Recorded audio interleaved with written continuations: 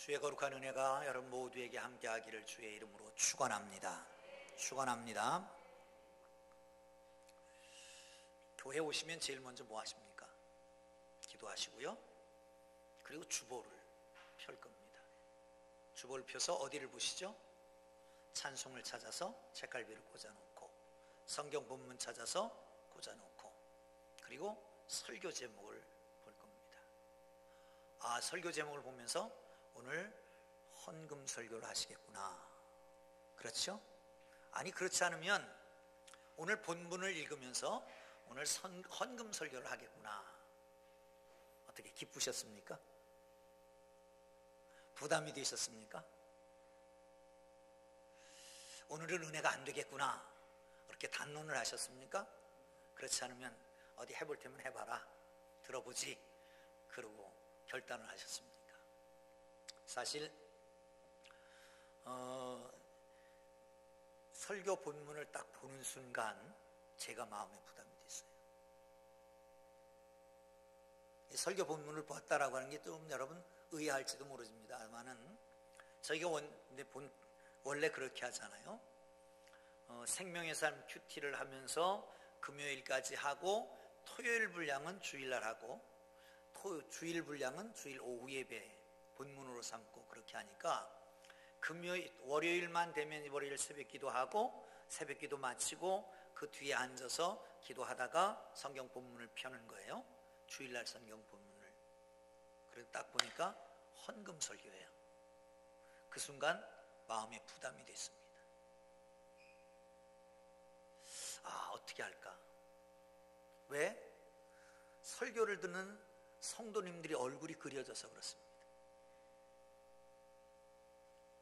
그래서 이번 주일은 마침 오후 예배가 헌신 예배니까 헌신 예배 본문을 바꾸고 오후 예배 본문으로 설교를 해야 되겠다.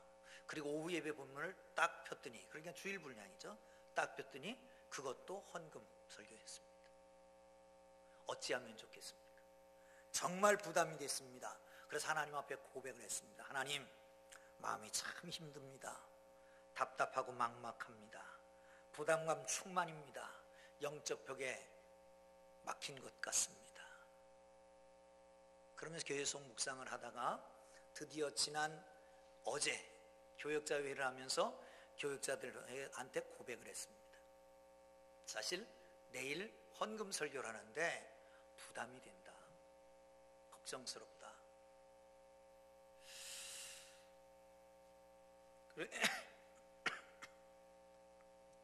왜냐하면 헌금 설교를 듣는 것이 기쁜 사람이 별로 없기 때문에 그래요. 왜 그럴까? 처음부터 그러진 않았을 텐데, 신앙생활 하면서 많은 경험들 때문에 그럴 것 같습니다.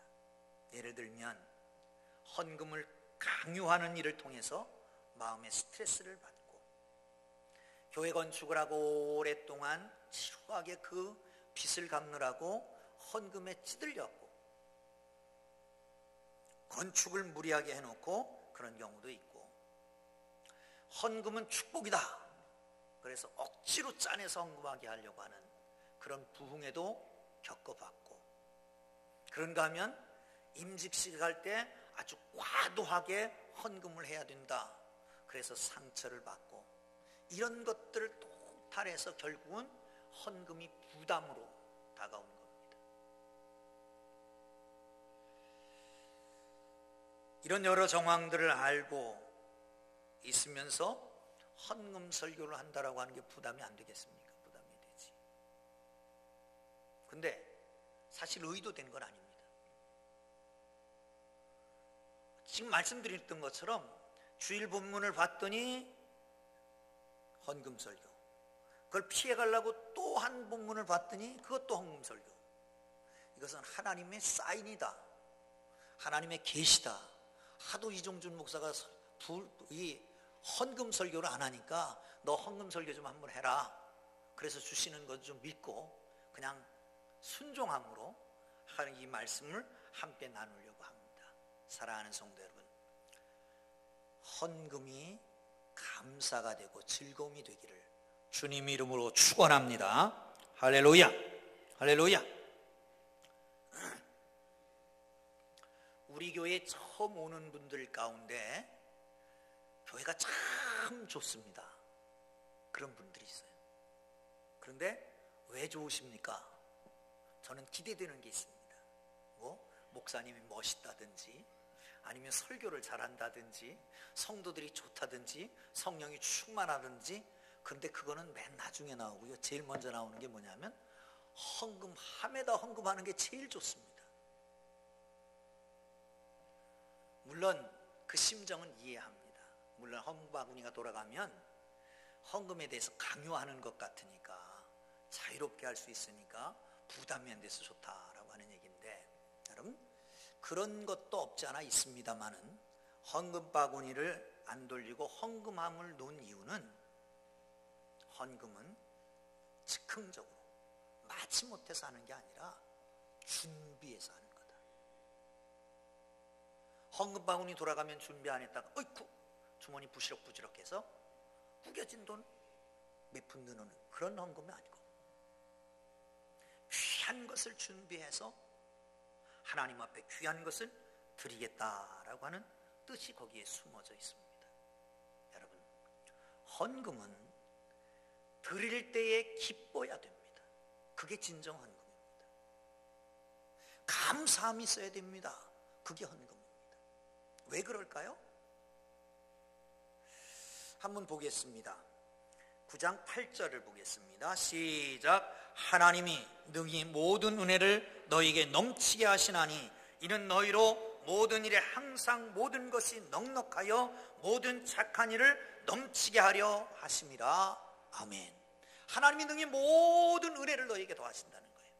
그뿐만 아니라 모든 게 넘치게 해서 착한 일을 넘치게 하게 하신다는 거예요. 그러니 하나님 앞에 은혜로 감사함으로 드려야 된다는 거죠. 여러분, 은혜라고 하는 말은 기독교회가 기독교 되게 하는 가장 본질적인 말입니다. 은혜, 기독교를 종교로 분류하는 건 전 마음에 안 듭니다만은 억지로 분류한다면 기독교는 은혜의 종교다. 처음부터 은혜로 시작합니다.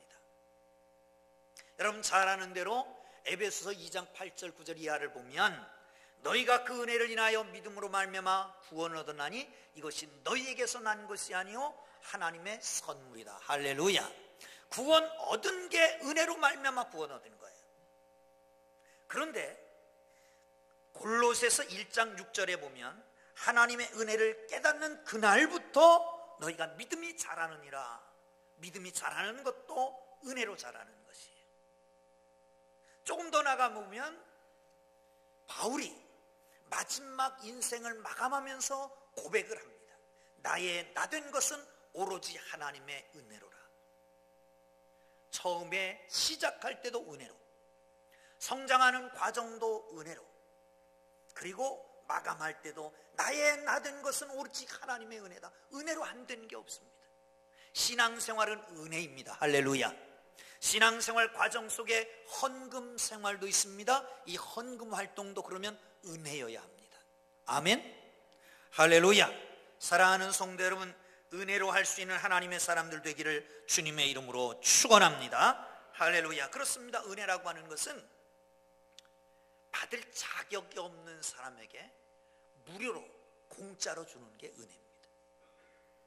은혜를 받은 우리는 그러기에 감사와 감격밖에 없는 것이다 라고 하는 것을 기억하고 하나님 앞에 정말 은혜로 감사할 수 있기를 주의 이름으로 축원합니다. 그러면 11조는 은혜가 아니고 율법 아닙니까? 이렇게 말하는 사람들이 있습니다. 그렇잖아요? 그런데 11조가 물론 출애굽기에 기록되어 있습니다. 율법 받을 때에. 그리고 레위기에서 아주 구체화 되게 됩니다. 그런데 그 전에 11조가 있습니다. 보시면 야곱이 밧단 아람으로 도망가다 베델에서 하나님을 만났습니다. 하나님이 여기 계신 줄 이제 알았습니다. 하나님 나로 하여금 삼촌 집에 갔다가 무사히 집으로 돌아오게 하면 이 돌이 성전 기둥이 될 것이고 내 10%의 소득의 10의 1조를 하나님 앞에 드리겠습니다. 이건 어디선가 10의 1조를 들은 거 아닙니까? 아니면 10의 1조를 누군가가 했던 거 아니에요? 또 넘어가면 이게 28장인데 창세기 14장에 보면 아브라함, 우리의 믿음의 조상이 소식을 듣습니다. 무슨 소식이냐? 저 소돔 고모라에 멸망하고 조카 롯, 사랑하는 조카 롯이 붙잡혀갔다는 소식을 듣습니다. 밤중에 318명의 군사를 데리고 기습 공격을 합니다. 그리고 그들을 연합군을 물리치고 롯을 구해가지고 전리품을 얻어가지고 의기양양하게 온다. 봐라, 내 전략이 맞아떨어졌다. 내 지혜가 굉장하지 않으냐. 저 연합군을 다 물리쳤다. 기세등등하게 오고 있는데 멜기세덱 제사장이 딱 나타납니다. 그리고 박수를 칩니다. 환영하는 거예요. 그리고 말하기를 이렇게 말합니다. 창세기 14장 20절에 보면 너희 대적을 너희 손에 붙이신 지극히 높으신 하나님을 찬양해라. 깜짝 놀랐습니다. 내 능력, 내 지혜, 내 전략으로 이긴 줄 알았는데 하나님이 적을 내 손에 붙였다는 거예요. 그래서 깨달은 그 순간 10의 1조를 드렸단 말이죠. 그게 11조의 처음입니다. 사랑하는 성도 여러분, 그렇습니다. 따져놓고 보면 이기한 지혜도 건강도 능력도 다 누가 준 겁니까? 하나님이 주신 것입니다. 우리 물질 그러면 물질이 아깝잖아요. 왜 아깝습니까? 내가 노력해서 벌었으니까. 내 지혜로, 내 능력으로 내가 열심히 노력해서 벌었으니까 내 거 아니에요. 근데 따지고 보세요. 건강 누가 주셨습니까? 하나님이 주셨습니다. 생각할 수 있는 능력, 사고의 능력 누가 주셨습니까? 그것도 하나님이 주셨습니다. 돈 벌 수 있는 지혜, 그것도 하나님이 주셨습니다. 그렇다면 하나님이 주신 것인데 하나님 앞에 드리는 것이 감사하지 않을 수가 없습니다. 엄밀하게 말하면 우리가 허물과 죄로 죽었던 우리를 예수 그리스도의 십자가의 은혜로 우리를 구속하셨습니다. 하나님의 자녀 삼으셨습니다. 얼마나 감사합니까? 뿐만 아니라 지금까지 살 수 있도록 은혜 주시고 지금까지 모든 걸 공급하셔서 오늘 우리가 여기 있는 게 얼마나 감사한 일입니까? 할렐루야. 지난 수요일, 어제 그저께 말고 그 전 수요일 날 저녁에 어디를 신방 중이었잖아요. 신방 중 그리고 들어왔는데 교회 멋진 신사 하나가 있었어요. 누구냐 하면 우리가 지원하는 그 김성일 군목이에요. 그 김성일 목사가 우리 교단에서 계급도 제일 높고 우리 교단 군목단장이고 군 목사 전체의 대표이고 그렇습니다. 그러니까 킨텍스에서 구국기도회를 한다고 그러니까 목요일 날 새벽에 하니까 미리 온 거예요. 그래서 불시에 온 거예요. 그래서 저녁 식사 했냐? 그랬더니 안 했다고. 그럼 식사하러 가자. 그래서 식당에 갔습니다. 근데 식당에 갔는데 존경하는 목사님, 제가 존경을 받는다니까요. 존경하는 목사님, 오늘은 제가 대접하겠습니다. 아니야, 일산에 왔으니까 손님이니까 내가 대접해야지. 아닙니다, 제가 꼭 대접하게. 아니, 내가. 그래서 결국은 누가 냈을까요? 내가 냈지. 그런데도 좋더라고, 좋아. 왜? 사랑하는 사람을 대접한다라고 하는 게 기쁨인 거예요. 그렇다면 여러분, 하나님이 우리를 얼마나 사랑합니까? 하나님이 얼마나 우리를 기뻐하십니까? 하나님이 뭐 부족하시겠습니까? 전능하신 하나님, 능력의 하나님이 뭐가 부족하시겠습니까? 우리에게 다 주셨는데 뭐가 부족하겠습니까? 그러니까 단 원하는 것은 기뻐하면서 감사하며 드리는 것만 원하시는 거예요. 할렐루야, 할렐루야. 제가 먼저 있던 교회가 조금 좁아서 교육관을 지어야 되겠다 생각하고 당에서 상의를 했습니다. 그랬더니 그 바로 옆에 붙어있는 땅이 한 200평이 나왔는데 그걸 사십시다. 그리고 교회를 집시다. 교육관을 집시다. 그래서 지하로 줬는데 왜 지하로 줬냐면 주차장도 부족하고 아이들 농구대도 좀 놔주고 그러라고 지하로 줬습니다. 그런데 아주 명석한 장로님이 걱정하지 마십시오. 땅 200평 사는데 얼마, 평당 얼마, 건축하는데 평당 얼마, 그리고 지금 가지고 있는 헌금이 얼마, 그러면 은행 부채는 얼마를 해야 되는데 걱정할 거 없습니다. 우리 성도들이 몇 명 되고, 그리고 매년 100만 원씩만 한 사람 106만 원씩만 하면 3년이면 끝납니다. 3년이면 끝난다. 아니 그럴듯하다고. 딱 맞아 떨어져요. 좋다고 하자고 추진하라고. 그리고 사고 교회를 짓고 그리고 기도를 하는데 마음에 부담이 있는 거예요. 무슨 부담이냐면 하나님이 책망을 하시는 거예요. 너 나를 거지로 만들래? 제발 성도들한테 100만 원만 헌금해 주세요. 100만 원만 헌금해 주세요. 그거 하지 말라는 거예요. 그거 하지 말고 정말 헌금 드리는 게 기쁜 사람만 헌금해라. 기쁜 사람만 헌금하게 해라. 그랬는데 2년이 끝나지 않고 3년 다 가지 않고 2년 만에 다 끝났습니다. 할렐루야, 할렐루야. 사랑하는 성도 여러분, 그렇습니다. 헌금은 기쁨으로 하는 겁니다. 아멘. 기쁨이 없으면 안 해도 괜찮습니다. 하나님 거지가 아닌데요. 뭐가 부족했어? 다윗이 하나님 기뻐하시는 이유가 있습니다. 성전을 지으려고 그랬습니다. 그랬더니 안 된다는 겁니다. 너는 피를 많이 흘려서 안 된다. 내가 여기저기 왔다 갔다 해야지 한 곳에만 있을 수 없다. 성전 짓지 마라. 그런데 성전 자재를 다 준비합니다. 솔로몬 성전이라고 그러지만 사실은 다윗이 다 준비한 거예요. 그냥 쌓기만 하는 건 거예요. 쌓기만 했어요. 그리고 이렇게 찬양을 합니다.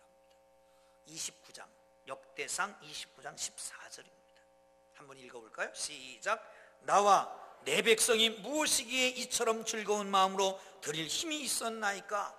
모든 것이 주께로 말미암아 싸우니 우리가 주의 손에서 받은 것으로 주께 드렸을 뿐이니이다. 주님께 받은 것 주께 드렸을 뿐입니다. 아니 어떻게 이렇게 감사함으로 기쁜 마음으로 드릴 마음을 주셨습니까? 하나님 감사합니다. 그러면서 드린 거예요. 하나님 얼마나 좋아하실까? 얼마나 기뻐하실까요? 하나님이 이스라엘 복을 주시는 이유가 그렇습니다. 광야에서 성막을 짓습니다. 성막을 짓는다고 공포를 하고 헌금을 하라고 했는데 너무 많이 가져오는 거예요. 그래서 광고를 했어요. 이제 좀 그만 좀 가져오라, 그만 좀 가져오라고. 그러니 하나님이 축복하시죠. 또 한 사건이 있습니다. 바벨론 포로되어 있습니다. 그랬다가 귀환을 합니다. 그런데 포로되어 갈 때 성전이 완전히 초토화됐습니다. 성전을 재건해야 됩니다. 포로되어 갔다 온 사람들이 뭐가 있겠습니까? 그런데 에스라서에서는 이렇게 얘기합니다. 7장 16절 시작. 또 내가 바벨론 온도에서 얻는, 다시 시작. 또 내가 바벨론 온도에서 얻은 모든 은금과 및 백성과 제사장들이 예루살렘에 있는 그들의 하나님의 성전을 위하여 기쁘게 드릴 예물을 가져다가, 기쁘게 드릴 예물을 가져다가 드렸다는 거예요. 기쁘게 드릴 예물. 이 사순절 기간이 되면 기억나는 사람 하나가 있습니다. 여인 하나요. 향유 옥합을 깨져서 통째로 부었던 그 여인. 300데나리온 1년치 생활비를 다 드렸던 이 여인. 그런데 누가복음에 보면 그 뒤에 이렇게 써 있습니다. 그가 많이 사랑합니다. 많이 사랑했기 때문에 드린 것입니다. 사랑하는 성도 여러분, 주님을 사랑합니까? 주께서 여러분을 사랑하십니까? 사랑의 보답으로, 감사함으로, 기쁨으로 드리기를 주의 이름으로 축원합니다. 우리 식구가 이런 얘기 하지 말라고 그러는데, 우리 애가 애를 낳잖아요. 애가 아기를 낳는데 요즘 겉뜻하면 영상통화로 전화가 오는 거예요. 그러면서 영상통화로 전화가 오면서 다 비춰줘. 아버지 수영장을 샀어요. 수영장을 샀대. 수영장이 요만해. 근데 깊이가 이만큼 되고, 그런데 여기다가 뭘 끼우고 이렇게 놓으니까 막 놀아요. 막 놀아. 수영을 하는 거예요 거기서. 그래서 조금 있더니 의자를 샀어요. 그 의자 써서 찍어서 또 보내는 거야. 또 조금 있더니 뭐 운동기구를 샀대. 그러면서 밑에는 발판에 피아노 건반 같은 게 있고, 그걸 막 발로 차니까 노래가 나오고 그래요. 누워가지고. 걱정스러워요. 뭔 걱정스러우냐면 엄마의 정보력, 할머니 할아버지의 재정 능력, 그리고 아빠의 무관심. 그래 애들이 잘 된다면서요. 근데 할아버지 할머니의 재정 능력이 없어서 큰일이에요. 근데요, 지들도 사실 돈 별로 없잖아요. 뭐 돈이 있겠어요. 그런데 매일 뭘 사면서도 기쁘고 즐거워요. 왜? 사랑하는 자녀이기 때문에. 여러분, 하나님 우리를 사랑하시는 분입니다. 하나님 사랑을 받고 감사함으로 드리는 것은 당연하지 않겠습니까? 할렐루야. 예물 드릴 때는 수전증이 널려갖고 덜덜덜 이렇게 드리지 말고 감사함으로 하자고요. 자, 두 번째는요, 9절 보겠습니다. 9절 고린도후서 9장 6절 시작. 이것이 곧 적게 심은 자가 적게 거두고 많이 심은 자는 많이 거둔다 하는 말이로라. 10절 심은 자에게 씨와 먹을 양식을 주시는 이가 너희 심을 것을 주사 풍성하게 하시고 너희 의의 열매를 더하게 하시니라. 아멘. 그런데 8장으로 넘어가면 거기 마게도니아 사람들이 헌금하는 것에 대해서 나옵니다. 2절에 보면 이렇게 말합니다. 환난이 많은 시련 가운데서 그의 넘치는 기쁨과 극심한 가난이 그들의 풍성한 연보를 넘치게 했다. 극심한 가난, 또 환난, 고난이 있는데 연보를 넘치게 했다는 거예요. 미친 짓 하는 거예요.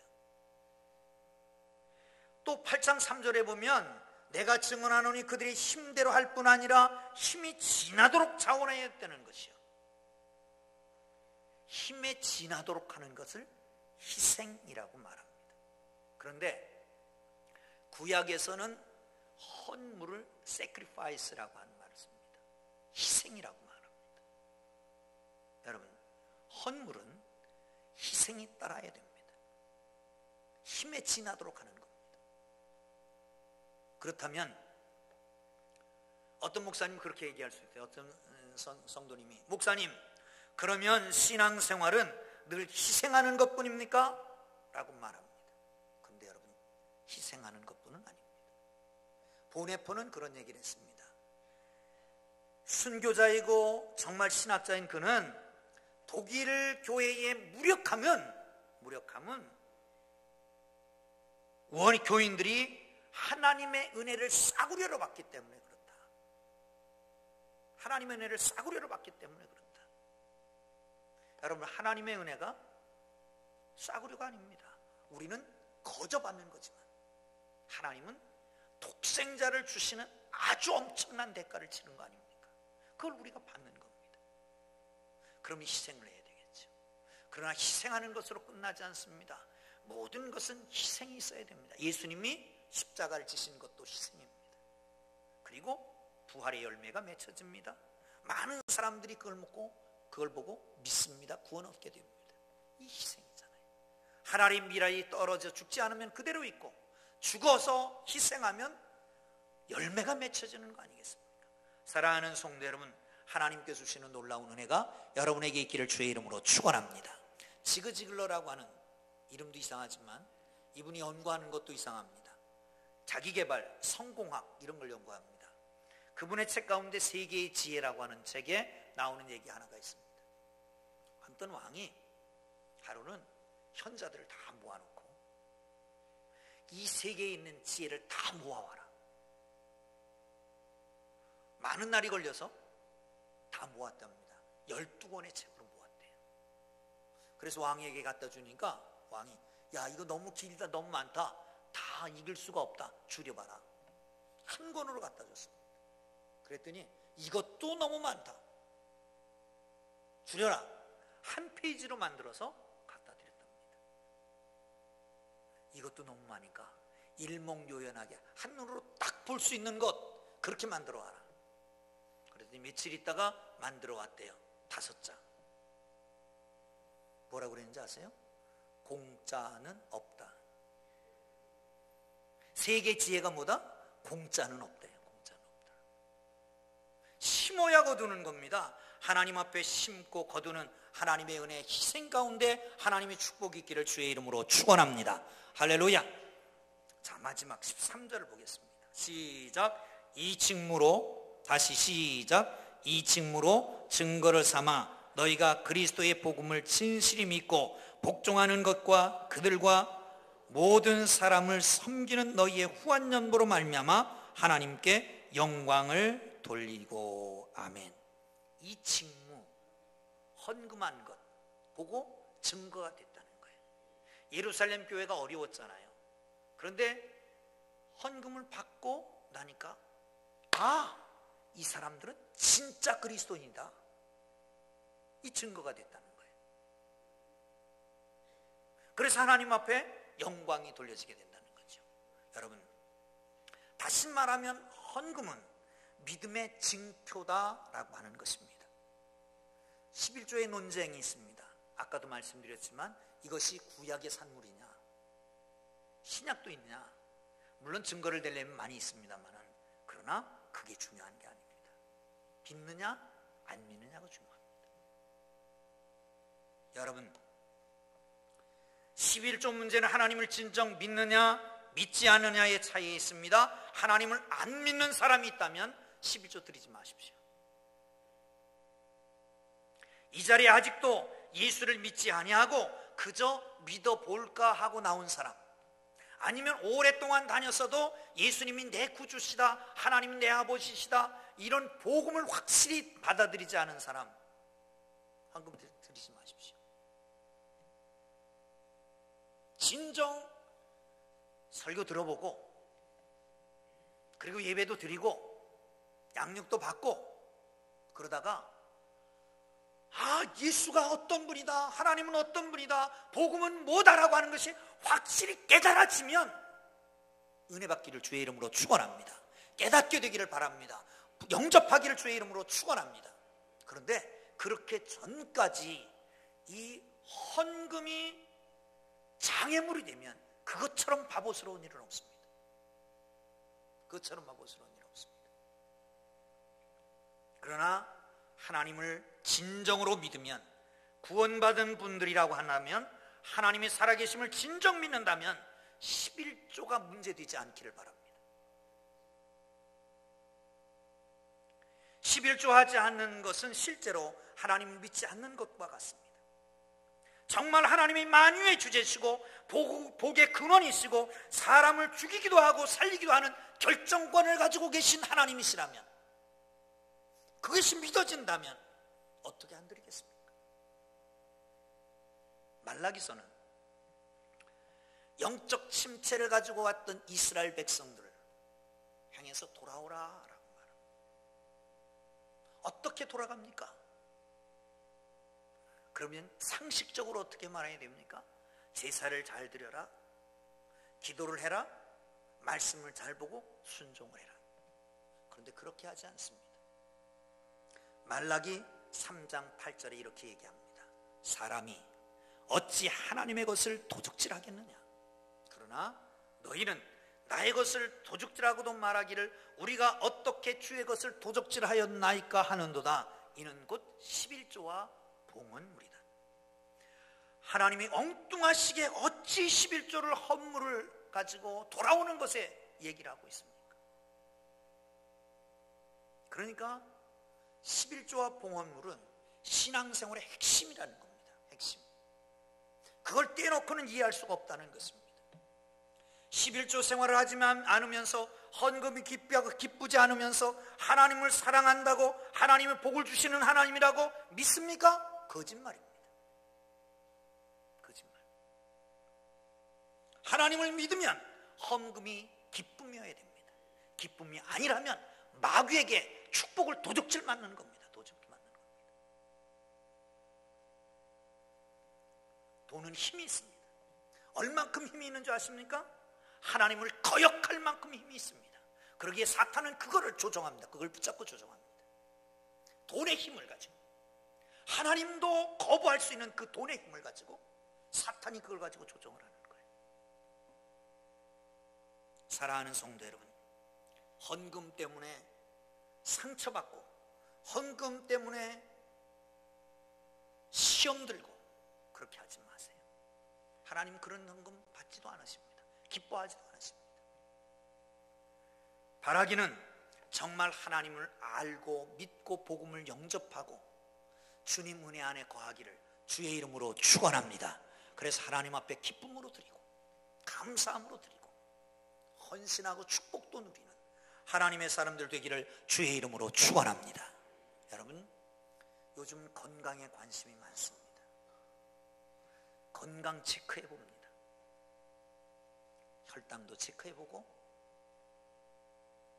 혈압도 체크해보고 간치수도 체크해보고 염증이 있나 없나 암치수도 체크해보고. 그러면 우리 영적인 모습은 어떨까요? 여러분, 만약에 말이죠, 예배라고 하는 게 드리러 오는 겁니다. 드리러. 그런데 예배 아무 순서도 없고 찬양도 없고 기도도 없고 예배 순서도 없고 그냥 헌금만 드리러 온다. 그런데 기쁘다? 그래서 예배 참석할 수 있겠습니까?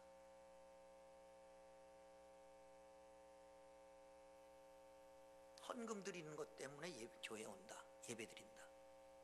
그래도 예배 드리겠습니까? 감사함으로, 기쁨으로. 진정 우리 모두 하나님 앞에 내 모습, 내 신앙 체크해 봐야 될 거 아닙니까? 은혜의 감사함으로, 희생함으로 뿌리고 축복을 누리고, 그리고 나가서 영광 돌리는 하나님의 사람들 되기를 주의 이름으로 축원합니다. 기도하겠습니다.